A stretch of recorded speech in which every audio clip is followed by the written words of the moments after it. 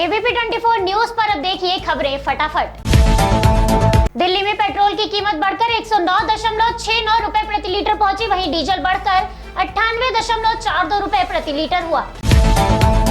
राजधानी दिल्ली में सभी कक्षा के छात्रों के लिए स्कूल खोले गए। स्कूलों में कोरोना दिशा निर्देशों का पालन करते हुए मास्क पहनकर बच्चे आए स्कूल। दिल्ली स्वास्थ्य मंत्री ने दिल्ली में डेंगू की स्थिति पर बुलाई समीक्षा बैठक। कॉमर्शियल सिलेंडर के लिए एलपीजी की कीमतों में हुई 266 रुपए की बढ़ोतरी। दिल्ली में 19 किलो की कॉमर्शियल सिलेंडर की कीमत 2000.50 रुपए हुई। दिल्ली सरकार शिक्षा मंत्री मनीष सिसोदिया ने पश्चिम विनोद नगर में सर्वोदय विद्यालय का लिया जायजा, छात्राओं से की बातचीत। विद्यालय का जायजा लेने के बाद मनीष सिसोदिया बोले, मुझे खुशी है बच्चे फिर से स्कूल में आए हैं। धीरे धीरे बच्चों और अभिभावकों का भरोसा बढ़ेगा। बड़ी मुश्किल से स्कूल खुल रहे हैं तो सामान्य कक्षाएं फिर से शुरू होंगी। महाराष्ट्र मंत्री नवाब मलिक बोले, राष्ट्रीय अनुसूचित जाति आयोग के उपाध्यक्ष अरुण हलदर वैधानिक पद पर बैठकर उस व्यक्ति के घर जाते हैं जिस पर शक की सुई है। नवाब मलिक ने वानखेड़े पर साधा निशाना, बोले हलदर का व्यवहार कहीं न कहीं संदेह के घेरे में है। वानखेड़े कोई धन पर ऐसा नहीं किया, उनके घर चले जाना ये बहुत सारे सवाल खड़ा करता है। हम देश की राष्ट्रपति और सामाजिक न्याय मंत्री को इसकी शिकायत करेंगे। नवाब मलिक बोले, देश के सामाजिक न्याय मंत्री जिनका नाम अनुसूचित जाति के लोगों को न्याय देने का है, जिसमें फर्जीवाड़ा करके सर्टिफिकेट लिया, वो उसका समर्थन करते हैं, ये दुर्भाग्यपूर्ण है। दिल्ली में 50% क्षमता के साथ सभी कक्षाओं को खोला गया, जिसके बाद स्टूडेंट पर फूल की बरसात करके स्कूल में स्वागत किया गया। भारत में बीते 24 घंटों में कोविड-19 के 12,514 मामले आए सामने, 251 मौतें हुई दर्ज। भारत में बीते दिन 8,81,379 सैंपल की हुई जांच। अब तक लगभग 60,92,01,294 सैंपल हुए टेस्ट। बहराइच में वित्तीय साक्षरता और नुक्कड़ नाटक के माध्यम से लोगों को जागरूक किया गया। कार्यक्रम के मुख्य अतिथि प्रदेश के सहकारिता मंत्री मुकुट बिहारी वर्मा ने दीप प्रज्वलित करके किया कार्यक्रम शुभारंभ।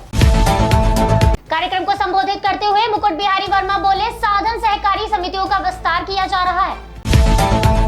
प्रयागराज में लौह पुरुष की जयंती पर सपा की किसान नौजवान पटेल यात्रा का हुआ समापन। कार्यक्रम में हजारों की संख्या में लोग रहे उपस्थित। यात्रा में सपा प्रदेश अध्यक्ष नरेश उत्तम पटेल बीजेपी पर साधा निशाना, बोले किसानों की आय दुगनी करने, महंगाई कम करने, बेरोजगारों को नौकरी देने के वादों संग सत्ता में आई बीजेपी ने देश को पूंजीपतियों के हाथ बेचने का काम किया। सीएम योगी पर कसा तंज, बोले नरेश उत्तम पटेल, सपा शासन में कराए गए विकास कार्यों का सीएम योगी फीता काट रहे हैं, फर्जी विकास के दावे पर कर रहे हैं, महिलाएं सुरक्षित हैं, सीएम सहित उनके मंत्री घमंड की भाषा बोल रहे हैं। मैनपुरी में सपा कार्यालय के पास मैरिज हॉल के प्रांगण में सरदार वल्लभ भाई पटेल की जयंती मनाई गई। कार्यक्रम में सपा के विधायक और तमाम पदाधिकारियों ने लिया हिस्सा।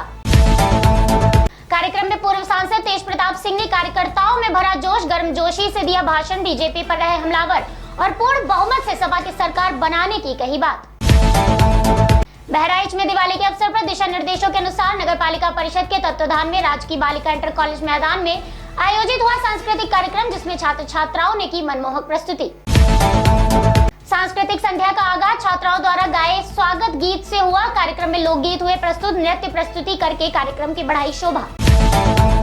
बहराइच में यूनानी चिकित्सालयों के प्रभारी चिकित्सा अधिकारी एवं फार्मासिस्ट इंचार्ज ने नगरीय और ग्रामीण प्राथमिक स्वास्थ्य केंद्रों पर आयोजित सीएम आरोग्य स्वास्थ्य मेले में योग स्वास्थ्य जागरूकता शिविर का किया आयोजन।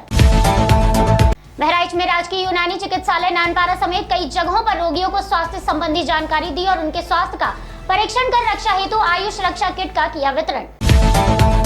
प्रयागराज में निषाद वोट बैंक को साधने के लिए बीजेपी ने कमल नौका रैली का किया आयोजन। 5 किलोमीटर का सफर तय करके यात्रा बलुआ घाट पहुंची। कमल नौका रैली को सिद्धार्थनाथ सिंह ने संबोधित किया। रैली का नेतृत्व राज्यसभा सांसद जयप्रकाश निषाद ने किया। अयोध्या में आगामी दीपोत्सव कार्यक्रम में शांति सुरक्षा और यातायात व्यवस्था बनाए रखने के लिए पुलिस ने डायवर्जन के संबंध में दी जानकारी। मैनपुरी में 2 दिवसीय प्रशिक्षण के अवसर पर शिक्षा अधिकारी अनुपम शुक्ला ने शिक्षकों को संबोधित करके बताया, ये प्रशिक्षण तभी कामयाब होगा जब हम हर गतिविधि को सीखकर छात्रों के बीच में जाकर उन्हें सिखाएंगे। मैनपुरी में Major Yadav defence training academy का उद्घाटन सैनिक स्कूल के प्रधानाचार्य कर्नल अग्रिवेश पांडे द्वारा किया गया। उद्घाटन कार्यक्रम में पूरे जनपद के भूतपूर्व सैनिकों ने भारी संख्या में भाग लेकर डिफेंस ट्रेनिंग एकेडमी में आए बच्चों को navy, army, air force, NDA, GD में भर्ती होने की दी जानकारी।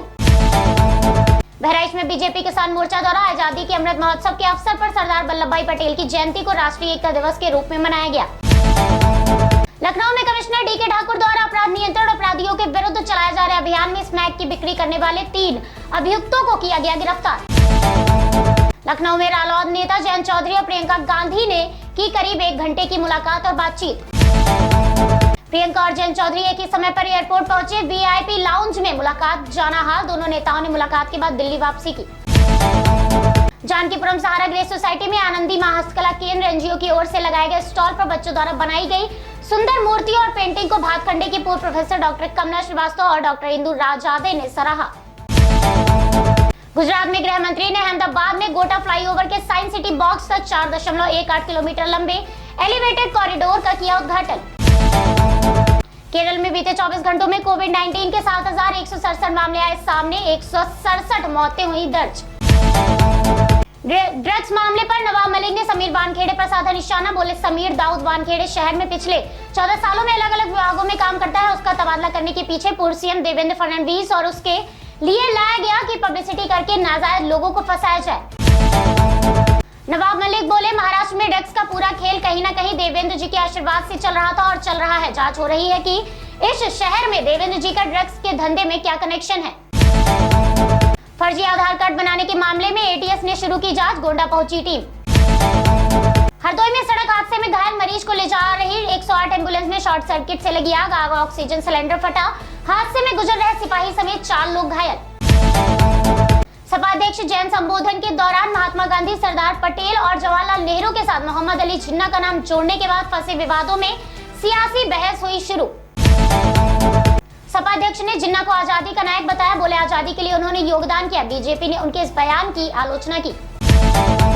सपा अध्यक्ष को निशाने पर लेते हुए बीजेपी के प्रदेश अध्यक्ष स्वतंत्र देव सिंह ने लगाया आरोप। बोले जिन्ना का महिमा मंडन कर सपा प्रमुख देश तोड़ने वाली मानसिकता को बढ़ावा दे रहे हैं। प्रदेश अध्यक्ष स्वतंत्र देव सिंह बोले जिन्ना और जवाहरलाल नेहरू की महत्वाकांक्षी के कारण देश का बंटवारा हुआ। सरदार पटेल के साथ जिन्ना का गुणगान करना दुर्भाग्यपूर्ण है। सत्ता पाने की बेताबी में अखिलेश यादव राष्ट्र हितों की धज्जियां उड़ा रहे हैं। वाराणसी में जल्द ही इलेक्ट्रिक बसें दौड़ती आएंगी नजर। ट्रेलर के लद कर 10 इलेक्ट्रिक बसें बीते दिन वाराणसी के मिर्जा मुराद पहुंची। वाराणसी में सुबह की शुरुआत गुलाबी ठंड से हुई। मामूली कोहरे का असर आ रहा नजर। गोरखपुर में दवा विक्रेता से कार बुलेट की रंगदारी मांग रहे आरोपी ने रंगदारी न देने पर बेटे को जान से मारने की धमकी दी। पुलिस कर रही मामले की जांच। गोरखपुर विश्वविद्यालय यूपी सेट के बीटेक पाठ्यक्रमों में प्रवेश का दूसरा चरण 3 नवंबर को होगा शुरू। काउंसलिंग का समय किया गया जारी।